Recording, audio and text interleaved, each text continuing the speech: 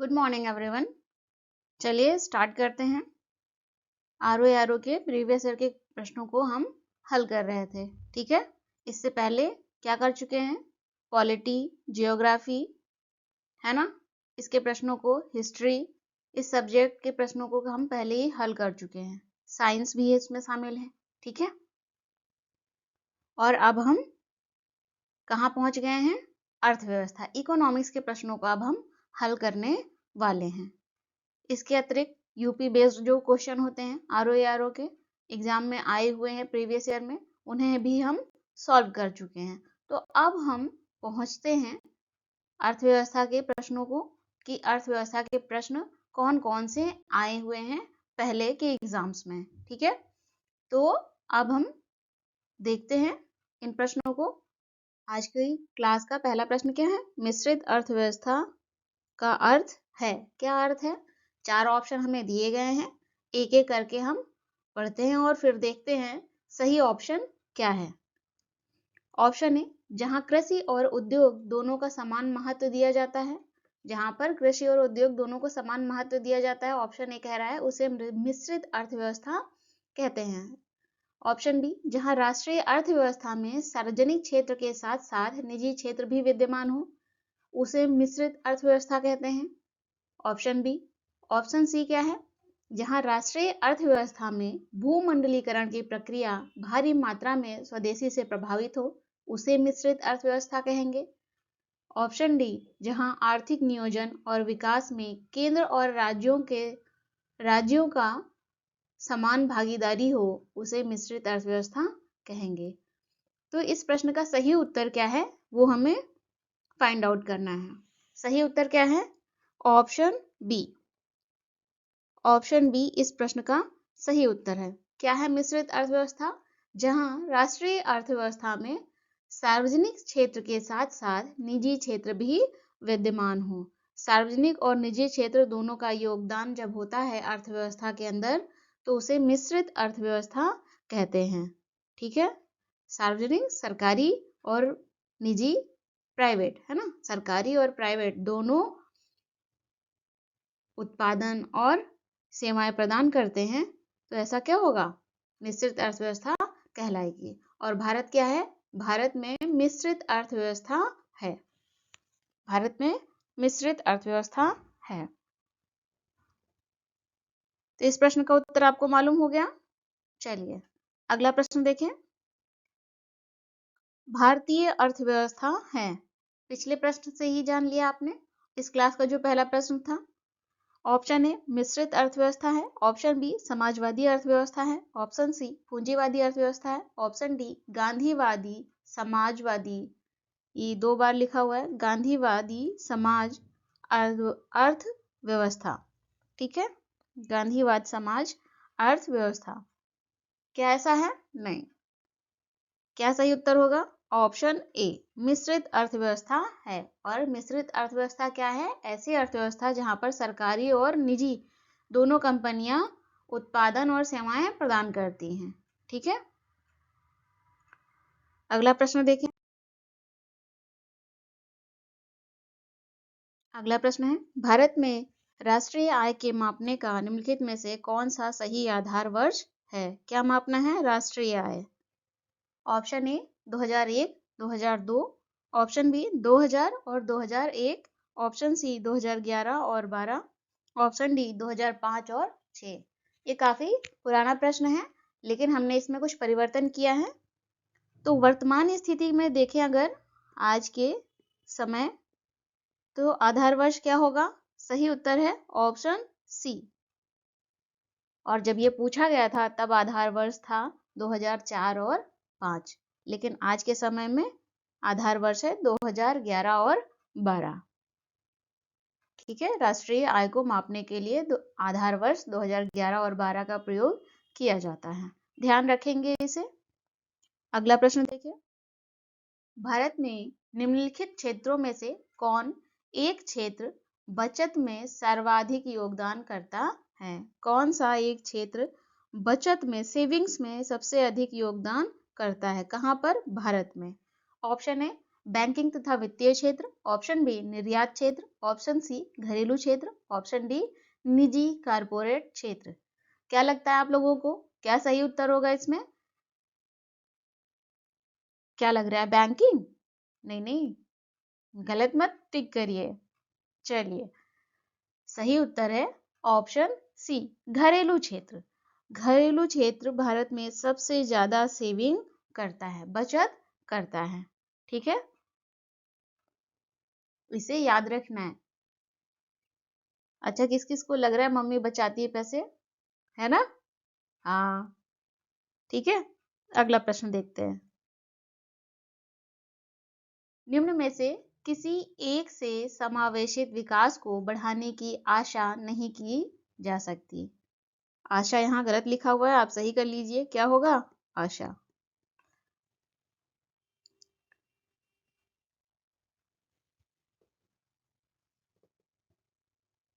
प्रश्न क्या कह रहा है? नीचे दिए गए ऑप्शंस में से समावेशित विकास को बढ़ाने की आशा किससे नहीं की जा सकती? जो ऑप्शन दिए गए उनमें से नहीं की जा सकती है। ऑप्शन ए राष्ट्रीय आय की ऊंची वृद्धि दर, ऑप्शन बी ग्रामीण विकास, ऑप्शन सी कृषि विकास, ऑप्शन डी कृषकों को पर्याप्त साख। सही उत्तर क्या होगा इसका? ऑप्शन ए राष्ट्रीय आय की ऊंची वृद्धि दर से समावेशित विकास इंक्लूसिव डेवलपमेंट की आशा नहीं की जा सकती। शेष सभी, जैसे कि यदि ग्रामीण विकास करेंगे, कृषि विकास होगा, कृषकों को पर्याप्त साख मिलेगी, क्रेडिट होगा, है ना, तब जो है ग्रामीण समावेशित विकास को बढ़ावा मिलेगा। समावेशित विकास, चारों ओर से विकास, चौतरफा विकास जिसे कहते हैं ना। तो इस प्रश्न का सही उत्तर है ऑप्शन ए। अगले प्रश्न की ओर बढ़े। उत्पादक कीमत सूचकांक, producer price index, producer price index मापता है, उत्पादक कीमत सूचकांक मापता है। क्या मापता है? ऑप्शन ए उत्पादित वस्तुओं और सेवाओं की कीमत के औसत परिवर्तन को, ऑप्शन बी उत्पादित वस्तुओं एवं सेवाओं की कीमत के मामूली परिवर्तन को, ऑप्शन सी उत्पादित वस्तुओं एवं सेवाओं की कीमत में कुल परिवर्तन को, ऑप्शन डी उपर्युक्त में से कोई नहीं। सही उत्तर क्या होगा इस प्रश्न का? इस प्रश्न का सही उत्तर है ऑप्शन ए उत्पादित वस्तुओं और सेवाओं की कीमत के औसत परिवर्तन को मापता है। किसको? औसत परिवर्तन को मापता है। हमें ये याद रखना है, किसे मापता है? औसत परिवर्तन को मापता है।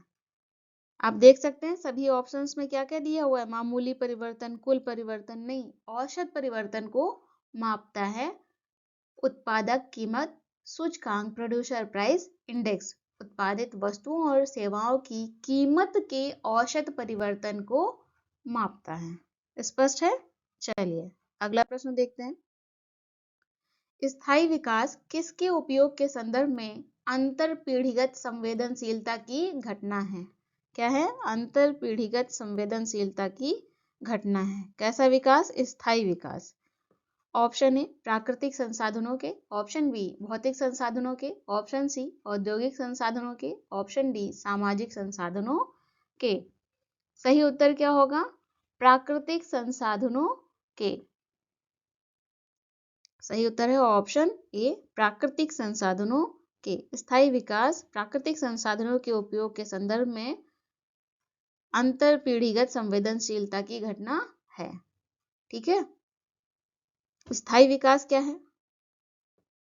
प्रश्न में आपके दिया हुआ ना स्थायी विकास। स्थायी विकास क्या है? भावी पीढ़ियों की आवश्यकताओं से समझौता किए बिना वर्तमान पीढ़ियों की जरूरतों को पूरा करना। क्या है? नोट कर लीजिए।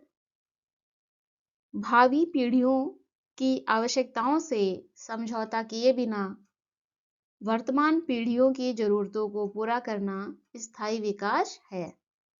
ठीक है, या सतत विकास भी इसे कहते हैं।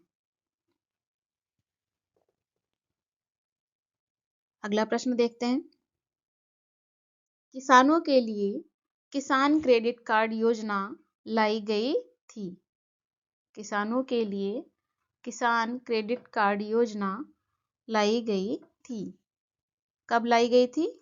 ये आपसे पूछा गया है। ऑप्शन है 1998-99 में, ऑप्शन बी 1999, 2000 में, ऑप्शन सी 2000-2001 में, ऑप्शन डी 2001-2002 में। तो किसान क्रेडिट कार्ड योजना कब लाया गया था? वर्ष 1998 और 99 में। ऑप्शन ए सही है। ऑप्शन ए सही है। अगला प्रश्न देखते हैं। अगला प्रश्न क्या है? किसान क्रेडिट कार्ड योजना के संबंध में निम्नलिखित कथनों पर विचार कीजिए। कौन सी योजना है? किसान क्रेडिट कार्ड योजना। पॉइंट 1 क्या है? किसान क्रेडिट कार्ड योजना वर्ष 2001 में शुरू की गई थी। पिछले प्रश्न में ही आपने जाना कब शुरू की गई थी? वर्ष 1998-99 में इस योजना की शुरुआत हुई थी। तो पहला पॉइंट क्या हो गया? गलत हो गया ना। पॉइंट 2 क्या है? यह योजना किसानों को उनकी खेती की आवश्यकताओं के लिए पर्याप्त और समय अनुकूल साख समर्थन प्रदान करती है। समय अनुकूल सक नहीं, साख समर्थन प्रदान करती है। सही है। पॉइंट 2 सही है। पॉइंट 1 गलत है। पॉइंट 2 सही है। ऑप्शंस देख लेते हैं। ऑप्शन ए केवल एक सही है, गलत क्योंकि गलत है। ऑप्शन बी केवल 2 सही है, ये सही हो सकता है। ऑप्शन सी 1 और 2 दोनों सही है, ये गलत होगा। ऑप्शन डी ना तो 1 और ना ही 2 सही है, ये भी गलत है क्योंकि पॉइंट 2 सही है। इस तरह से इस प्रश्न का सही उत्तर क्या होगा? ऑप्शन बी इस प्रश्न का सही उत्तर है। अगले प्रश्न की ओर बढ़ते हैं। विकास का भारतीय मॉडल किसके हितों की सुरक्षा करता है? विकास का भारतीय मॉडल किसके हितों की सुरक्षा करता है? ऑप्शन है व्यक्ति, ऑप्शन बी राज्य 2 बार लिखा हुआ है, आप इस पर ध्यान मत दीजिएगा। ऑप्शन सी व्यक्ति और राज्य दोनों, ऑप्शन डी उपर्युक्त में से किसी की नहीं।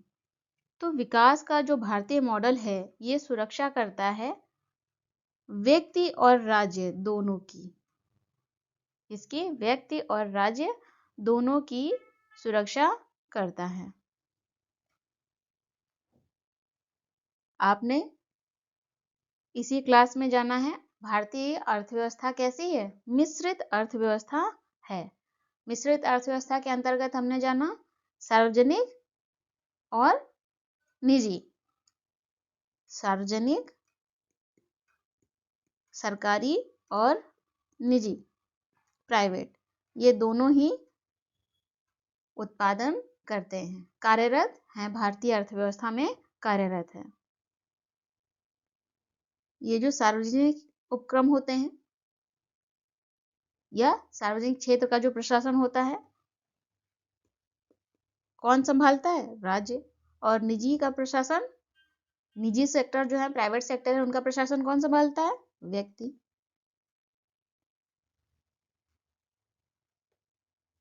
ठीक है। तो राज्य और व्यक्ति इन दोनों को ही सुरक्षा देता है विकास का भारतीय मॉडल। भारतीय मॉडल जो है राज्य और व्यक्ति इन दोनों को सुरक्षा देता है और ये दोनों विकास करते हैं। अगले प्रश्न की ओर बढ़े। निम्नलिखित में से कौन सा राष्ट्रीय बागवानी मिशन का उद्देश्य नहीं है? राष्ट्रीय बागवानी मिशन का उद्देश्य नहीं है। ऑप्शन ए वित्तीय सहायता प्रदान करना, ऑप्शन बी बागवानी क्षेत्र में ऊंची समृद्धि प्राप्त करना, option C harvest post harvest management. आपको लग रहा होगा ये क्या लिखा है मैम, मुझे समझ में नहीं आ रहा है। कोई बात नहीं, बता देती हूँ। पोस्ट हार्वेस्ट मैनेजमेंट क्या कहते हैं इसको हिंदी में? शस्योत्तर व्यवस्था। ठीक है। और ऑप्शन डी है मानव संसाधन विकास। राष्ट्रीय बागवानी मिशन का उद्देश्य नहीं है, प्रश्न याद रखना है। इस प्रश्न का सही उत्तर होगा ऑप्शन ए, वित्तीय सहायता प्रदान करना राष्ट्रीय बागवानी मिशन का उद्देश्य नहीं है। तो क्या उद्देश्य है? राष्ट्रीय बागवानी मिशन के उद्देश्य हैं बागवानी क्षेत्र में ऊंची समृद्धि प्राप्त करना, पोस्ट हार्वेस्ट मैनेजमेंट करना और मानव संसाधन विकास करना राष्ट्रीय बागवानी मिशन का उद्देश्य है। स्पष्ट है? क्या है अगला प्रश्न? मौसम आधारित फसल बीमा योजना सर्वप्रथम लागू की गई थी। कहां पर लागू की गई थी? ऑप्शंस देखते हैं। Option A Haryana, option B Karnataka में, ऑप्शन सी पंजाब में, ऑप्शन डी तमिलनाडु में। तो कहां पर लागू की गई थी? सही उत्तर है ऑप्शन बी, कर्नाटक में लागू की गई थी। ठीक है, कब? वर्ष 2007 में। भारत में फसल बीमा का जनक किसे माना जाता है? भारत में फसल बीमा का जनक किसे मानते हैं? Professor V.M. दांडेकर को। Professor V.M. दांडेकर, इन्हें फसल बीमा का जनक माना जाता है। स्पष्ट है? अगला प्रश्न क्या है? निम्नलिखित में से कौन सा भारतीय कृषि को निम्न उत्पादकता का कारण नहीं है? भारतीय कृषि की निम्न उत्पादकता का कारण नहीं है। ऑप्शन ए जनसंख्या का दबाव, ऑप्शन बी प्रच्छन्न बेरोजगारी, ऑप्शन सी सहकारी कृषि, ऑप्शन डी भूजोत का छोटा आकार। सही उत्तर क्या होगा इस प्रश्न का? इस प्रश्न का सही उत्तर है ऑप्शन सी, सहकारी कृषि। कोऑपरेटिव फार्मिंग के कारण भारतीय कृषि की उत्पादकता अच्छी होती है। शेष जो भी कारण इसमें दिए हुए हैं 4 ऑप्शन में, शेष 3 ऑप्शन में जनसंख्या का दबाव, प्रच्छन्न बेरोजगारी और भूजोत का छोटा आकार, इनके कारण भारतीय कृषि की जो उत्पादकता है वो क्या हो जाती है? घट जाती है। यहाँ पर दिया हुआ है ऑप्शन बी प्रच्छन्न बेरोजगारी। इसे छिपी हुई बेरोजगारी भी कहते हैं। छिपी हुई बेरोजगारी भी कहते हैं। ये भी प्रश्न पूछा जाता है, छिपी हुई बेरोजगारी किसे कहते हैं? तो प्रच्छन्न बेरोजगारी को छिपी हुई बेरोजगारी भी कहते हैं। यह बेरोजगारी आमतौर पर कृषि क्षेत्र में पाई जाती है। कैसे?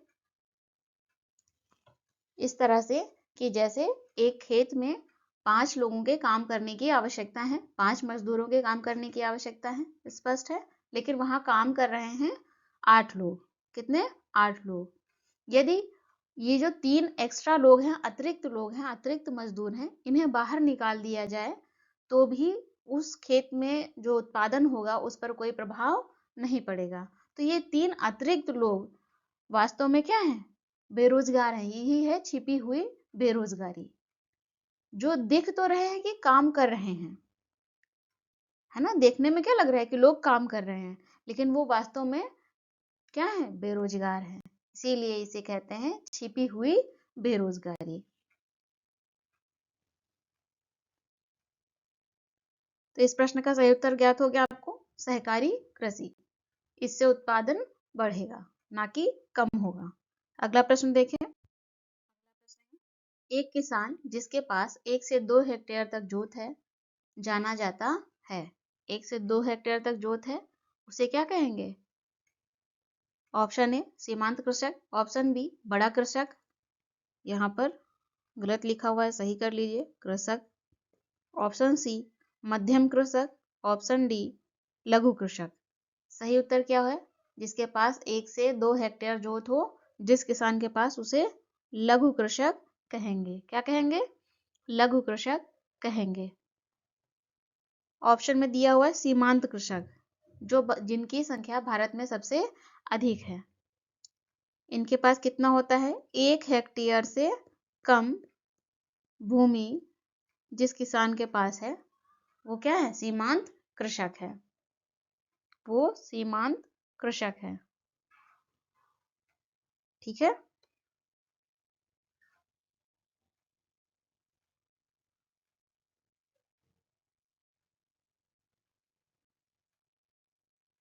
अगला प्रश्न देखिए, निम्नलिखित में से कौन सी एजेंसी भारत में कृषि सामानों के निर्यात में सम्मिलित नहीं है?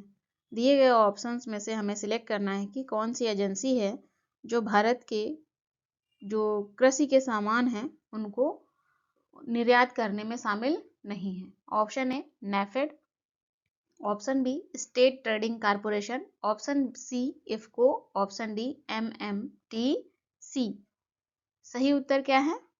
इफको। इफको सम्मिलित नहीं है कृषि सामानों के निर्यात में। स्पष्ट है?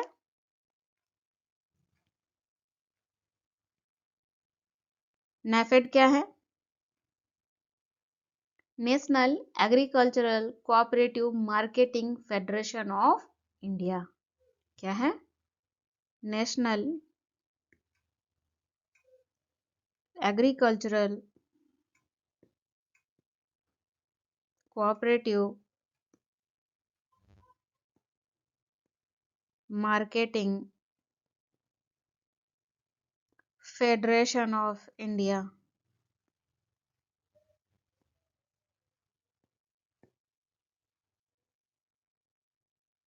राष्ट्रीय कृषि सहकारी विपणन संघ। ठीक है।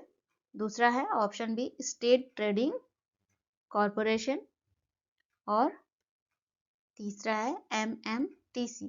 ये तीनों ही भारत से कृषि सामानों के निर्यात में शामिल हैं, अर्थात कृषि सामान को निर्यात करते हैं।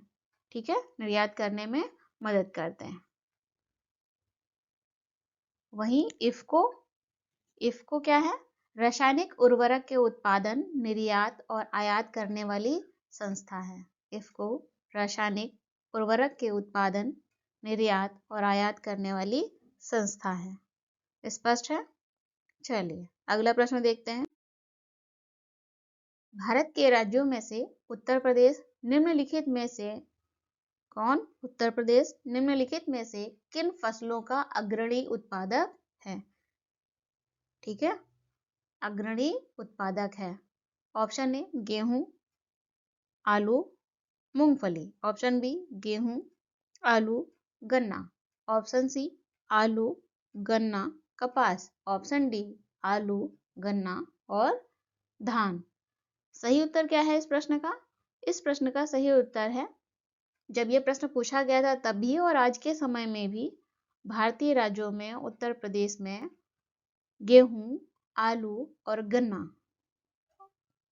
ऑप्शन बी सही उत्तर है। गेहूं, आलू और गन्ना के उत्पादन में उत्तर प्रदेश अग्रणी राज्य है, शीर्ष उत्पादन करता है। स्पष्ट है? याद रखेंगे इसको, बहुत पूछा जाता है ये प्रश्न। अगला प्रश्न देखते हैं। निम्नलिखित युग्मों में से कौन सही सुमेलित नहीं है? प्रश्न सही कर लीजिए, युगों नहीं युग्मों है। एक और फसल दी हुई है, दूसरी ओर कहाँ किस देश में ये शीर्ष उत्पादन होता है इनका, उस देश का नाम है। सही है या नहीं ये हमें देखना है। ठीक है। रबर का उत्पादन कहाँ पर होता है सबसे अधिक? थाईलैंड में। सही है। कहवा का उत्पादन मंगोलिया में होता है सबसे अधिक? नहीं, कहाँ होगा? ब्राजील में। ऑप्शन सी जैतून का उत्पादन स्पेन में बड़े स्तर पर होता है। सही है। ऑप्शन डी गन्ना का उत्पादन भी बड़े स्तर पर कहाँ होता है? ब्राजील में। इस तरफ जो देश दिए हुए हैं वो कहाँ के हैं? विश्व के। भारत के अंदर की बात नहीं हो रही है। ठीक है, तो इस प्रश्न का सही उत्तर क्या हो जाएगा? Option B. कौन सा सही सुमेलित नहीं है? अर्थात दिए गए ऑप्शन में कोई एक ऑप्शन गलत है, जो कि ऑप्शन बी है। कहवा ब्राजील में बड़े स्तर पर उत्पादन होता है। शेष सभी विकल्प क्या है? सही है। अगला प्रश्न देखते हैं। नाइजर राम तिल की फसल एक तेल की फसल है, इसके बीजों में तेल की मात्रा कितनी पाई जाती है? ये प्रश्न बहुत पूछा जाता है। और हम इसे क्या सोचते हैं कि कैसा प्रश्न है, क्यों पूछा, है ना, ये सब सोचते रहते हैं। ऑप्शन ए 7 से 16%, ऑप्शन बी 17 से 26%, ऑप्शन सी 27 से 36%, ऑप्शन डी 37 से 47%। तो इस प्रश्न का सही उत्तर है ऑप्शन डी। तो इसे, ये फैक्चुअल डेटा बेस्ड है, इसे याद रखेंगे। 37 से 47% तक तेल की मात्रा पाई जाती है। ठीक है, किसमें? नाइजर में, राम तिल में। अगला प्रश्न है, स्वतंत्र भारत की प्रथम औद्योगिक नीति की घोषणा की गई थी। कब की गई थी? ऑप्शन है 1947 में, ऑप्शन बी 1948 में, ऑप्शन सी 1950 में, ऑप्शन डी 1956 में। सही उत्तर क्या होगा? सही उत्तर है ऑप्शन बी, वर्ष 1948 में स्वतंत्र भारत की प्रथम औद्योगिक नीति की घोषणा की गई थी। किसके द्वारा? तत्कालीन उद्योग मंत्री डॉक्टर श्यामा प्रसाद मुखर्जी द्वारा। डॉक्टर श्यामा प्रसाद मुखर्जी द्वारा।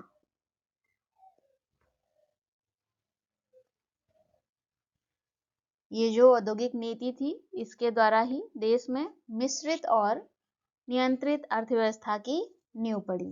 कैसी अर्थव्यवस्था? मिश्रित और नियंत्रित अर्थव्यवस्था की नींव पड़ी। इस क्लास में हमने ये बहुत अच्छे से समझ लिया है, क्या कि भारतीय अर्थव्यवस्था कैसी है? मिश्रित अर्थव्यवस्था है।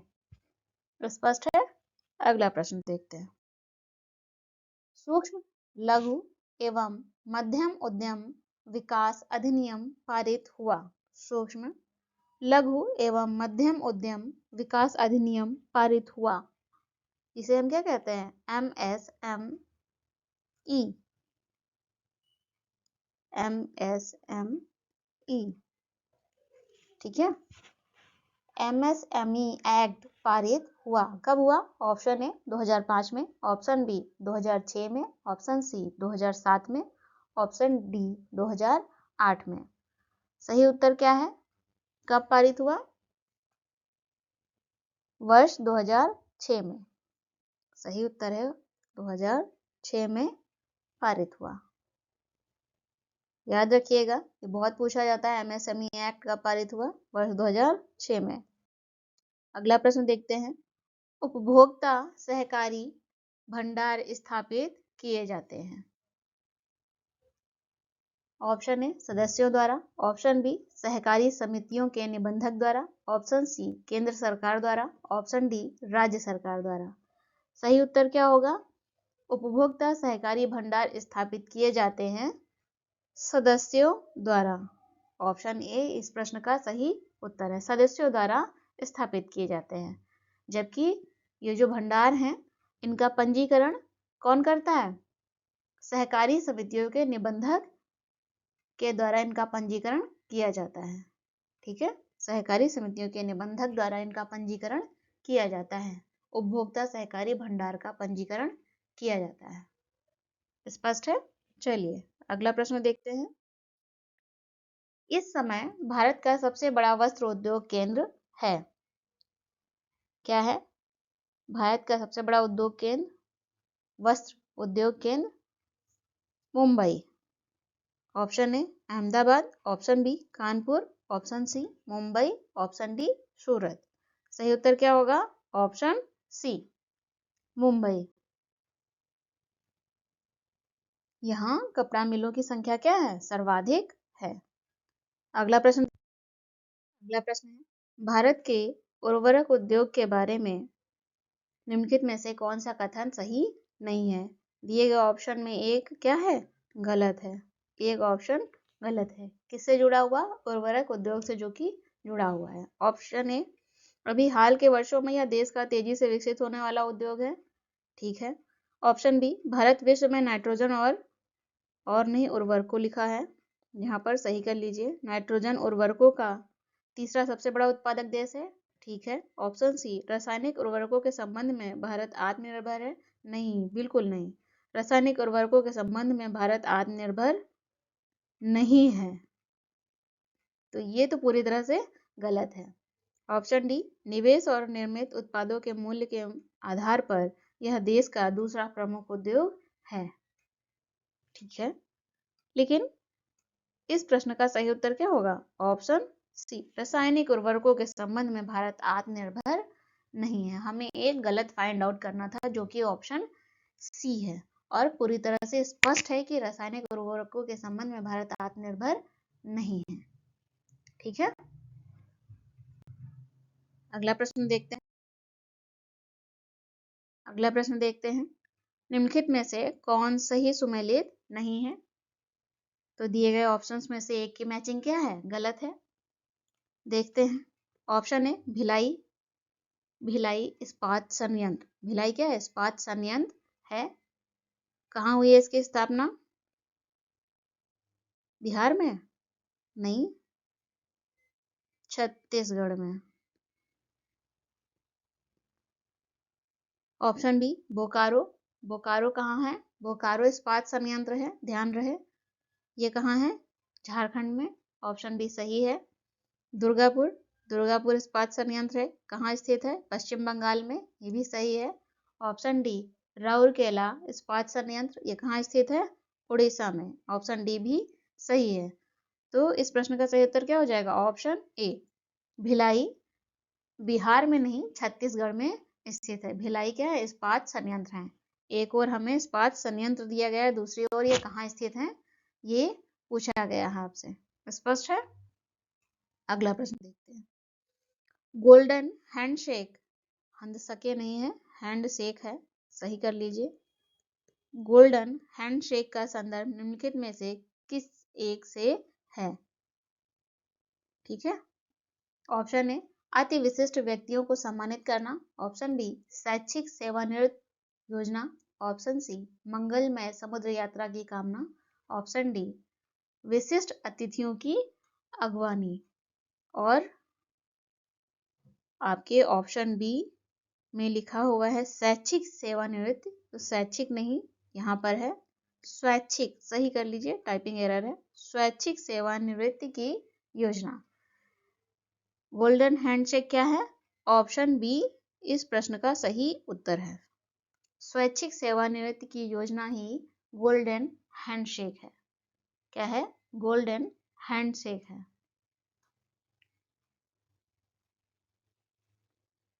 जिसे क्या कहते हैं? VRS।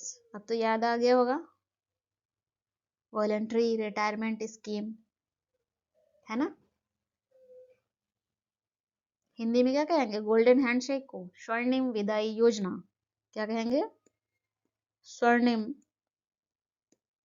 विदाई योजना।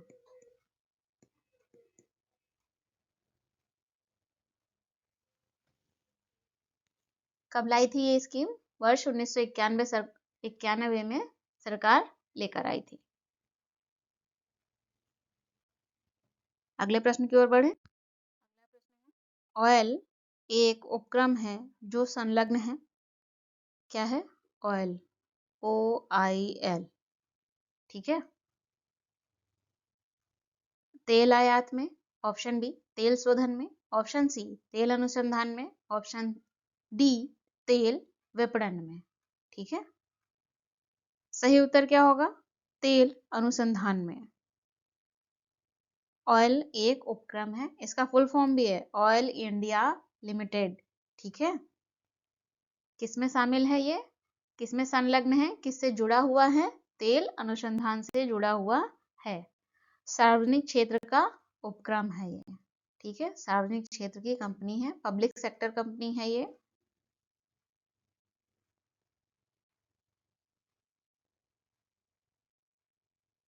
अगला प्रश्न देखिए। भारत के राज्यों में राज्य वित्त निगमन ने मुख्य रूप से जिनके विकास के लिए सहायता दी है वह है। ऑप्शन ए, कृषि फॉर्म। ऑप्शन बी, कुटीर उद्योग। ऑप्शन सी, बड़े पैमाने के उद्योग। ऑप्शन डी, मध्यम एवं छोटे पैमाने के उद्योग। माँ यहाँ मिसिंग है, टाइप कर लीजिए, लिख लीजिए आप लोग। सही उत्तर क्या होगा? सही उत्तर है ऑप्शन डी, मध्यम एवं छोटे पैमाने के उद्योग को सहायता दी गई है।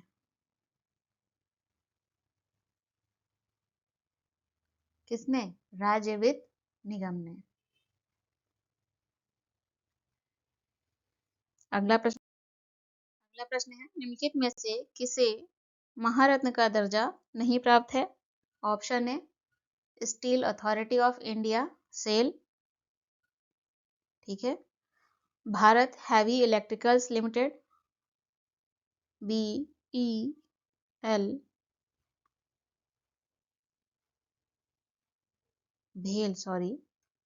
भेल, option C Oil and Natural Gas Corporation Limited ONGC, option D Oil India Limited OIL। इनमें से किसे महारत्न का दर्जा नहीं प्राप्त है? जब ये प्रश्न पूछा गया था, कब पूछा गया था? वर्ष 2010 में।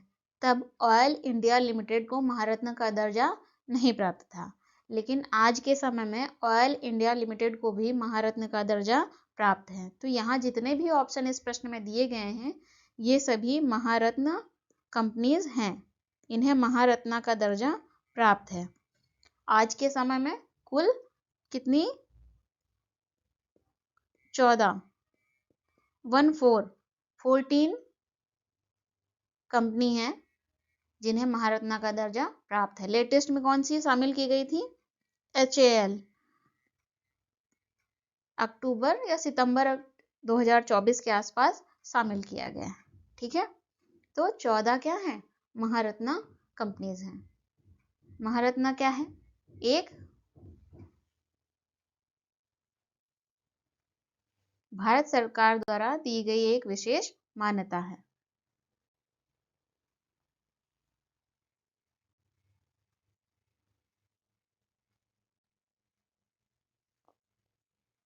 अगला प्रश्न देखते हैं, निम्नलिखित युग्मों में से कौन सा सही सुमेलित नहीं है? टाइपिंग एरर है, ठीक कर लीजिए आप लोग। युग्मों में से सही सुमेलित नहीं है। ऑप्शन ए गोस्वामी समिति। गोस्वामी समिति किस लिए बनाई गई थी? औद्योगिक रुग्णता की समस्या? नहीं, रुग्णता, औद्योगिक रुग्णता की समस्या, ठीक है, इसलिए बनाया गया था। तो गोस्वामी समिति क्या है? सही है। जानकी रमन समिति किस लिए बनाई गई थी? शेयर घोटाले की जांच करने के लिए बनाई गई थी। Option C. मल्होत्रा समिति बीमा क्षेत्र में सुधार करने के लिए बनाई गई थी। तो ऑप्शन बी और ऑप्शन सी दोनों ही सही है। लास्ट है तारापुर समिति, ये किस लिए बनाई गई थी? बैंकों में ग्राहक सेवा देखने के लिए? नहीं, ऑप्शन डी गलत है। तारापुर समिति बनाई गई थी रुपए की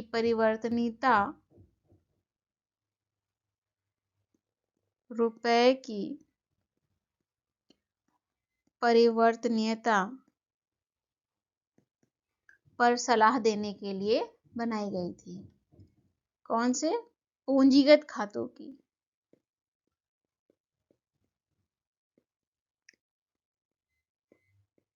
ठीक है, इसे ध्यान में रखेंगे। अगला प्रश्न देखते हैं,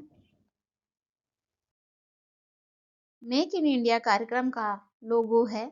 ऑप्शन ए शेर, ऑप्शन बी हाथी। यहाँ 2 बार टाइप हो गया, आप इसे ध्यान नहीं देंगे। ऑप्शन सी चीता, option D kangaroo. Make in India कार्यक्रम का लोगो क्या है? ऑप्शन ए शेर है। क्या है? शेर है। मेक इन इंडिया कार्यक्रम की शुरुआत कब हुई? वर्ष 2014 में, है ना, 2014 में।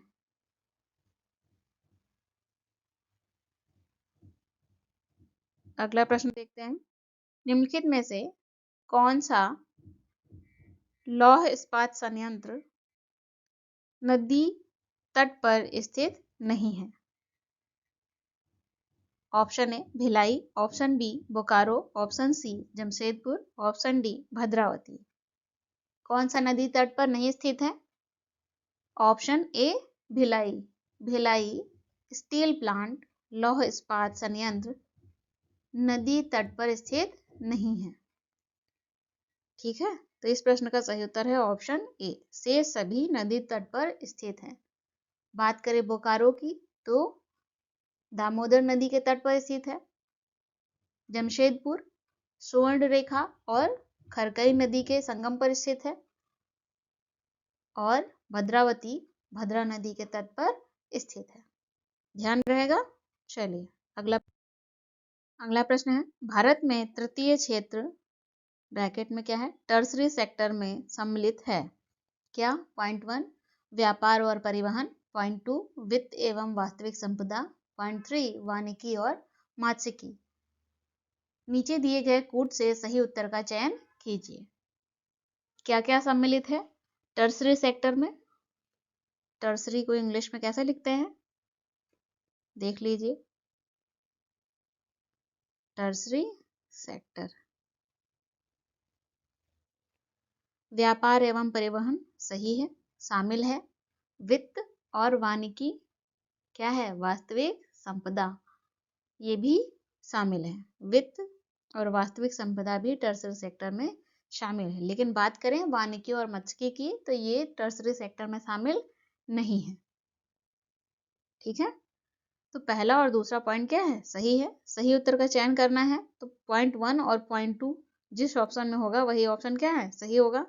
ऑप्शन बी इस प्रश्न का सही उत्तर है, 1 और 2।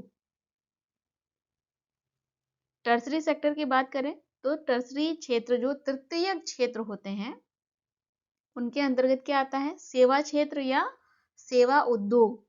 क्या आता है, सेवा क्षेत्र या क्या कहेंगे, सेवा उद्योग। ठीक है, ये तृतीय क्षेत्र के अंतर्गत शामिल होते हैं। जैसे जिसमें मानव श्रम शक्ति जो होती है उसकी भूमिका अहम होती है। जैसे कि व्यापार है, होटल है, परिवहन है, संचार है, बैंकिंग है, बीमा है, वास्तविक संपत्ति है, ठीक है, सुरक्षा है, शिक्षा है। ये क्या है, सब टर्सरी सेक्टर में शामिल होंगे। ये सभी ये सर्विस सेक्टर है। टर्सरी सेक्टर को हम क्या कहते हैं, सर्विस सेक्टर कहते हैं। ध्यान रहेगा। चलिए अगला प्रश्न देखते हैं।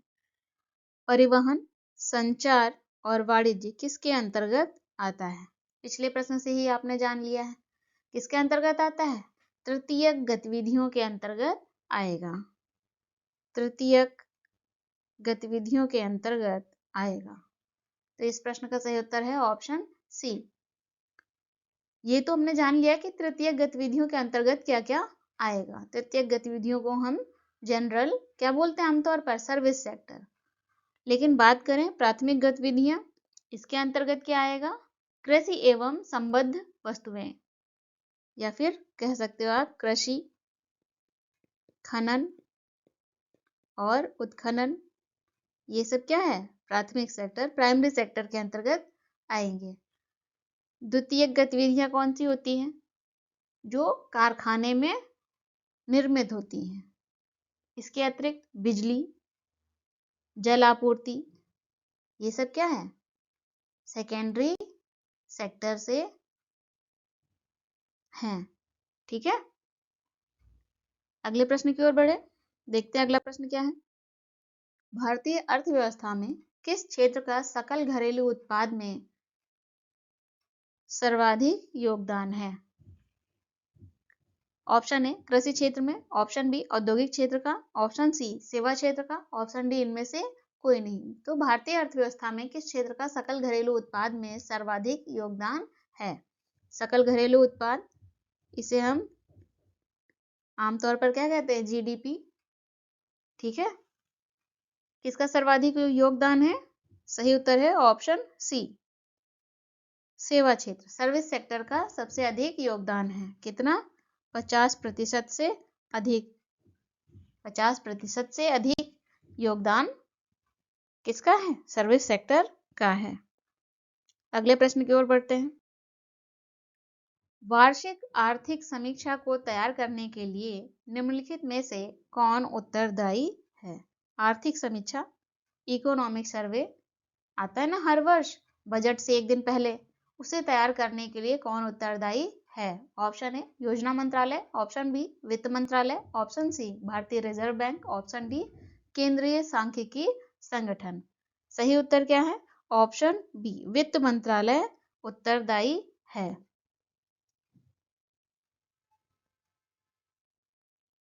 इसे प्रत्येक वर्ष वार्षिक बजट से पहले भारत के वित्त मंत्री द्वारा संसद में रखा जाता है। स्पष्ट है? चलिए अगला प्रश्न देखते हैं। 13वें वित्त आयोग की सिफारिश का प्रावधान किस अवधि से संबद्ध है, संबंधित है? ठीक है, कौन सा? 13वें वित्त आयोग की सिफारिश। ऑप्शन है 2005 से 2010, ऑप्शन बी 2009 से 2014, ऑप्शन सी 2010 से 2015 से, ऑप्शन डी 2014 से 19 तक। किससे जुड़ा हुआ है? सही उत्तर है ऑप्शन सी 2010 से 15 के लिए 13वें वित्त आयोग की सिफारिशें लागू हुई। ठीक है, ये जो वित्त आयोग है, कौन सा वित्त आयोग, ये अनुच्छेद 280 के तहत गठित किया जाता है ना? क्या होता है? 5 सदस्यीय होता है। कितने सदस्य होते हैं इसमें? 5 सदस्य होते हैं। कौन गठित करता है? राष्ट्रपति करता है। यदि आपने पॉलिटी की क्लासेस नहीं देखी हैं, प्रीवियस ईयर के क्वेश्चन की आरओ की, तो आप उसे जरूर देख लीजिएगा। आपको वहां पर विस्तृत तौर पर वित्त आयोग की जानकारी प्राप्त हो जाएगी। ठीक है, 13वें वित्त आयोग के अध्यक्ष कौन थे? 13वें वित्त आयोग के अध्यक्ष कौन थे? डॉक्टर विजय एन केलकर। डॉक्टर विजय एन केलकर। ठीक है, ये 13वें वित्त आयोग की बात की गई है इस प्रश्न में, इसका ध्यान रहे आपको। वर्तमान समय में वर्ष 2025 में किस वित्त आयोग की बात हो रही है? 16वें वित्त आयोग की। हम इसकी चर्चा कुछ ही देर में करेंगे। अगला प्रश्न देखते हैं।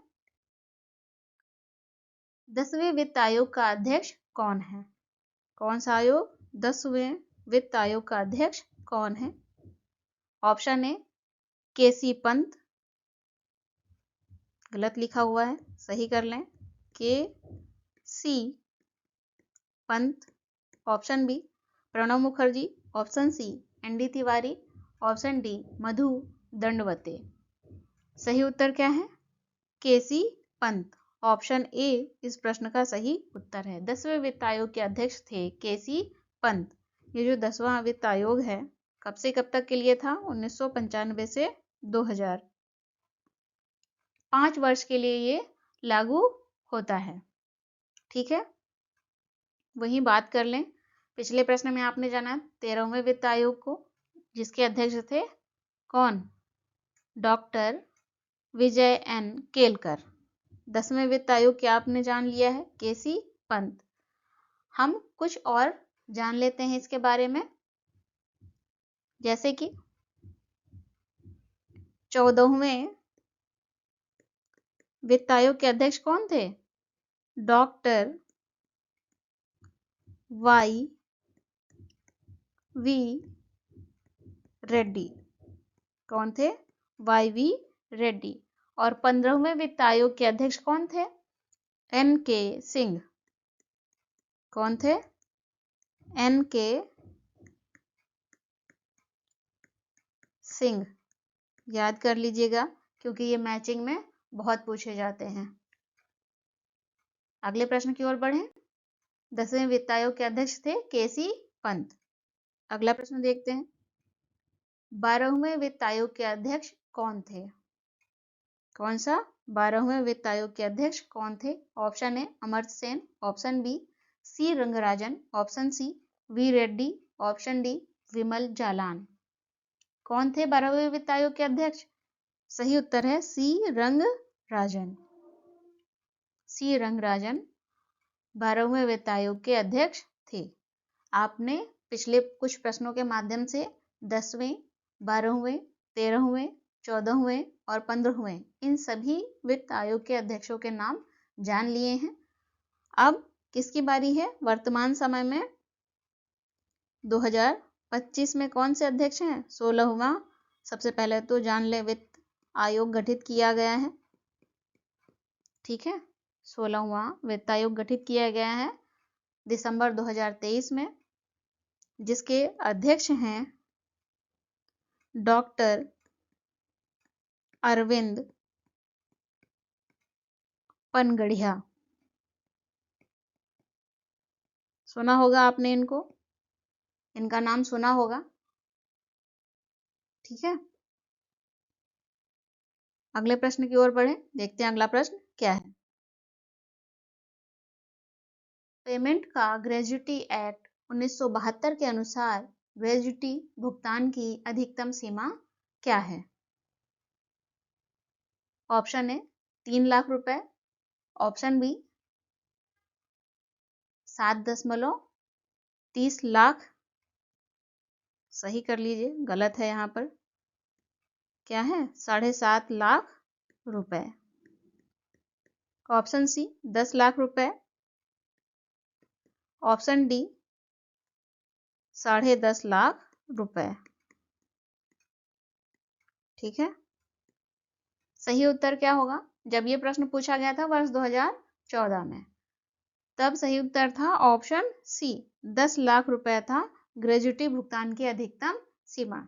लेकिन वर्तमान समय में, जब मैं वर्तमान समय कह रही हूँ तो 2025 लीजिएगा, ठीक है, 24-25, इस समय क्या है? 20 लाख है, अधिकतम सीमा है 20 लाख। ध्यान रखेंगे इसे। अगले प्रश्न की ओर बढ़ते हैं। भारत में किसने आमदनी पर कर की शुरुआत की थी? आमदनी पर कर अर्थात इनकम टैक्स, है ना? व्यक्ति की आमदनी पर कर लगता है तो वो इनकम टैक्स है। कंपनी की आमदनी जो होती है, इनकम होती है, उस पर जब टैक्स लगता है तो क्या होता है? कारपोरेट टैक्स होता है। स्पष्ट है, कंफ्यूजन नहीं करना है। तो यहाँ किसकी बात की जा रही है? भारत में किसने आमदनी पर कर की शुरुआत की थी? Option A sir Charles Wood ने, ऑप्शन बी लॉर्ड मैकहेल ने, ऑप्शन सी जेम्स विल्सन ने, ऑप्शन डी विलियम जोन्स ने। सही उत्तर है जेम्स विल्सन ने आमदनी पर कर की शुरुआत की थी। कब? 1860 ईस्वी में इसकी शुरुआत की थी। ये एक ऐसा कर होता था जो चुनिंदा अमीरों, शाही परिवारों और ब्रिटिश नागरिकों पर लगाया जाता था। आज के समय में या आधुनिक समय में आयकर व्यक्ति की आय पर लगाया जाने वाला एक वार्षिक कर है। जब शुरुआत हुई थी उसके बारे में आपने जान लिया, आज क्या है वो भी जान लिया। ठीक है, अगले प्रश्न की ओर बढ़ते हैं। सेबी एक्ट पारित हुआ था, कब पारित हुआ था? ऑप्शन ए 1956 में, ऑप्शन बी 1962 में, ऑप्शन सी 1992 में, ऑप्शन डी 2013 में। सेबी एक्ट कब पारित हुआ था? भारतीय प्रतिभूति और विनिमय बोर्ड। सही उत्तर है, सेबी का फुल फॉर्म है हिंदी में, सही उत्तर है ऑप्शन सी, वर्ष 1992 में सेबी एक्ट पारित हुआ था। ठीक है, सेबी मूल रूप में 1988 में स्थापित हुई थी, अप्रैल 1988 में। बाद में 1992 में क्या किया गया? अध्यादेश द्वारा इसे सांवैधिक दर्जा दिया गया था। साथ ही अप्रैल 1992 को इसे पारित किया गया।